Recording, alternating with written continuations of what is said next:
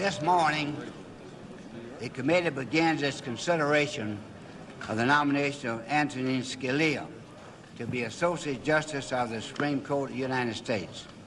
In 1986, history was made when Antonin Scalia was appointed to the United States Supreme Court.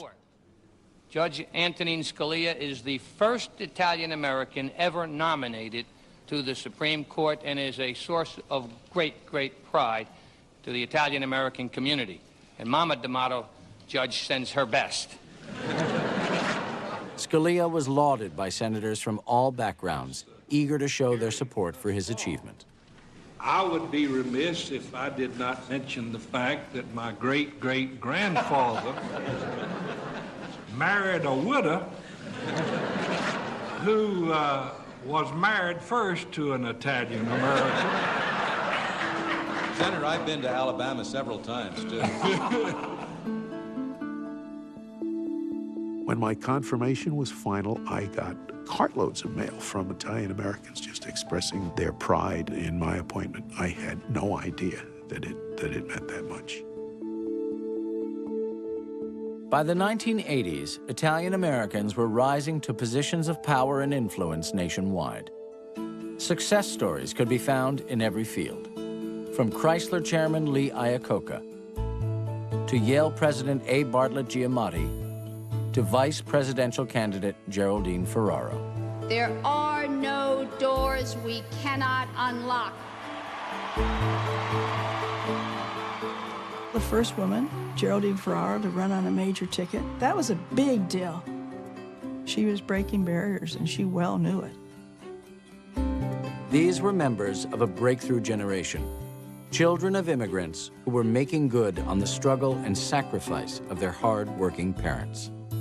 The idea that I could come from behind my mother and father's grocery store in South Jamaica, that we could come in one generation to this, the highest seat in the state of New York, that's enough for a lifetime. New York Governor Mario Cuomo was a particular source of pride for many Italian Americans. He was a skilled politician with seemingly limitless potential.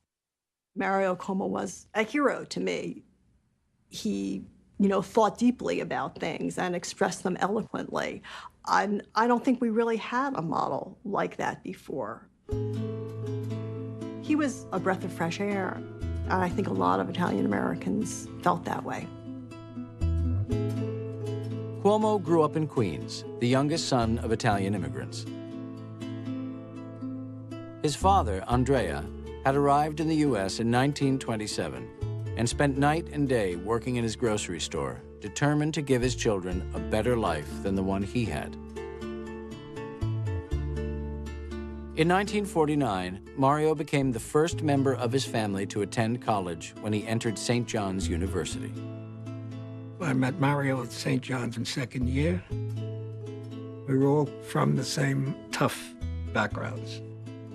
But he was a very astute guy, very bright student. You argued with him, but you never won, if you know what I mean.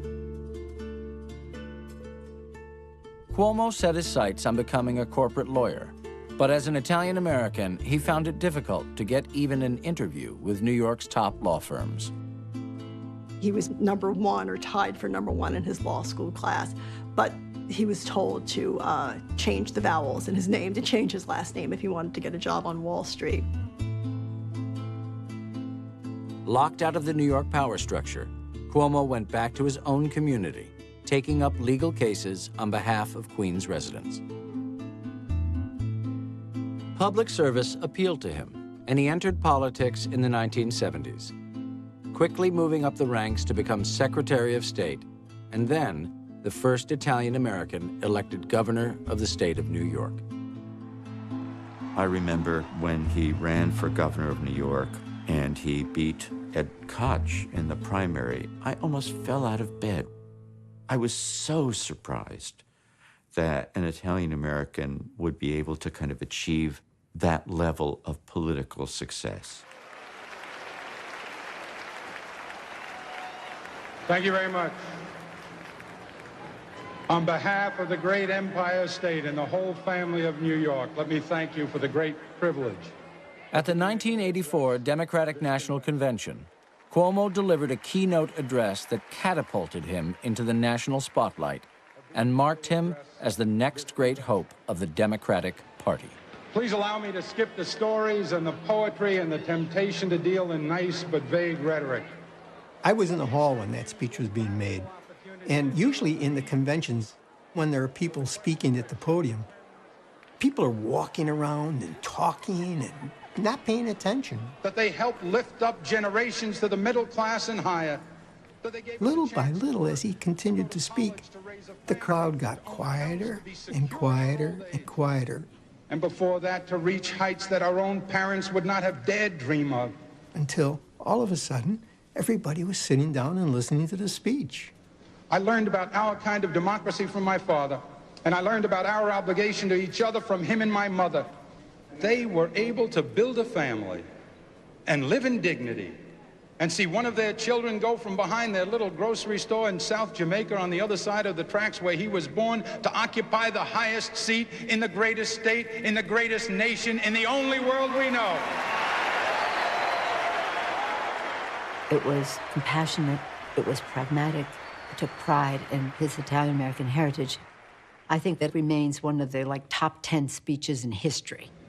And it's a story, ladies and gentlemen, that I didn't read in a book or learn in a classroom. I saw it and lived it like many of you. I watched a small man with thick calluses on both his hands work 15 and 16 hours a day. I saw him once literally bleed from the bottoms of his feet. A man who came here uneducated, alone, unable to speak the language, who taught me all I needed to know about faith and hard work by the simple eloquence of his example. What I remember about it, frankly, is tears in my eyes. I'm not exaggerating. I mean, it was so emotional. I remember being enormously proud. Here was this educated man, speaking so brilliantly. And I felt like finally the real Italians were being shown to the world. I thought, this is it. We're going to have an Italian-American president. After Cuomo's star turn at the convention, rumors began to circulate that he might, in fact, seek the presidency. Republicans had held the White House for 12 years, and Democrats were eager for a candidate who could unseat George Bush in 1992. I don't want to speculate anymore on the presidency, especially since you have all, every one of you... Cuomo was hounded by reporters at every turn, but he remained coy about his plans. Governor, emotionally, are you any further along than you were October 11th? I don't change emotionally. Don't believe all these things they tell you about Italian males. He deliberated until the final moment, keeping even his closest friends and colleagues in the dark. I was hopeful that he would run, and I was getting ready for him to run. We had so many people who wanted to volunteer, who wanted to donate, who wanted to encourage him. I thought this was a marvelous opportunity. I would say to him, Mario, think of the recognition possibilities here for not only yourself, but for Italian Americans.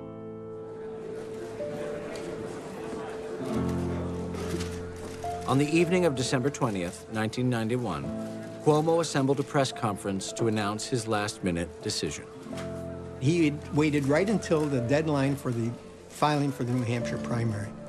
And the story was that the plane was on the tarmac with the engines revving up and he had to make a decision. I was standing by like I'm doing right now, waiting for him to make up his mind. Some of the other guys calling me, what do you think, Joe, is he gonna do it? I said, well, you know as much as I do. But with the whole nation watching, Mario Cuomo announced he would not seek the presidency. But I would be less than honest if I did not admit to you my regret at not having the chance to run for president. He cited his need to stay and finish his duties as governor, but few accepted his explanation. Many wondered if even in the 1990s, the country just wasn't ready for an Italian-American president. I was very disappointed when Cuomo decided not to run. And I remember all the conversation about that. Well, of course he couldn't run. He could never win as an Italian. And just thinking, what the hell is that about? You know, I mean, aren't we far enough away from that? Like every Italian American of my generation who was prominent in politics, Cuomo had the stigma of the mafia to deal with. His decision not to run, I think, was because he knew what a campaign would be if he became a candidate. Bill Clinton, another candidate at the same time, instead of Mario Cuomo, there's something mafia-like about him. That was already a matter of record. It's a great deal of speculation there that's unwarranted, totally unwarranted. Innuendos, that's all it is. It's just a lot of innuendo boot.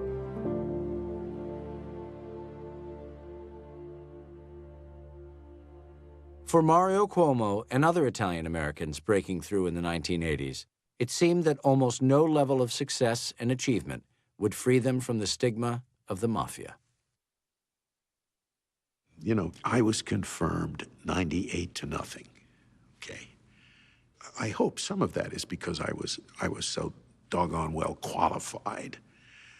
But I later came to understand that a lot of it was simply because it meant so much to Italian Americans. Because of this mafioso thing that they have hung around their neck, it meant so much to them to have an Italian American on the Supreme Court. Judge Scalia has an outstanding educational and legal background. Many of the senators who might otherwise have voted against me, who came from states with a large Italian American population, I'm sure they were aware of it. I think for Italian Americans, given what they most abhor, which is their identification with crime and the mafia, I wouldn't be surprised if they would be more proud to have an Italian American justice than to have an Italian American president. It meant an awful lot to them.